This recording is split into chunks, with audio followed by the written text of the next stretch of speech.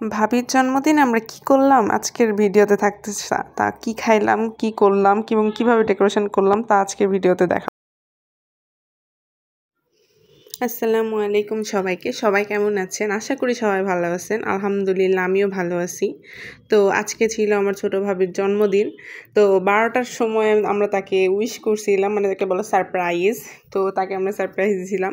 তো সে তো বলে যে এত ডেকোরেশন কেন করছো, বড় হয়ে গেছি, হ্যান ত্যান।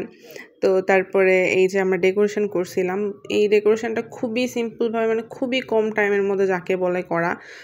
আমরা দুইজন গেছিলাম হচ্ছে তার নানি বাসায়, মানে ভাবির নানি বাসায় আমরা গেছিলাম। সেখান থেকে আসতে আসতে অনেক রাত হয়ে গেছিলো। তো তার উপর আবার অনেকটা ভুলেই গেছিলাম প্রায় যে তার জন্মদিন। তো হুট করে মনে হয়েছে 10:30টার দিকে যে এই ভাবির তো জন্মদিন বলে 11টার সময় সেই কত তাড়াহুড়া করে এই ডেকোরেশনটা করা হয়েছে। সাদা কাপড় ছিল, টুনি বাল্ব ছিল, এই যে একটু বেলুন ছিল, তো এগুলো ফুলে এগুলো দিয়ে মানে কোনো মতো করে ডেকোরেশনটা কমপ্লিট করছিলাম আমি। তো তারপরে তাকে সারপ্রাইজ দেওয়া হয়েছিল। তো এই যে তার জন্য কেক নিয়ে আসলাম। তো তাকে কেক দিয়ে সারপ্রাইজ করতেছিলাম যে তারপরে আমরা একটু ছবিও তুলে নিলাম। তারপর ভাইয়া ভাবি আর আদিপ বাবু মিলে কেক কাটলো।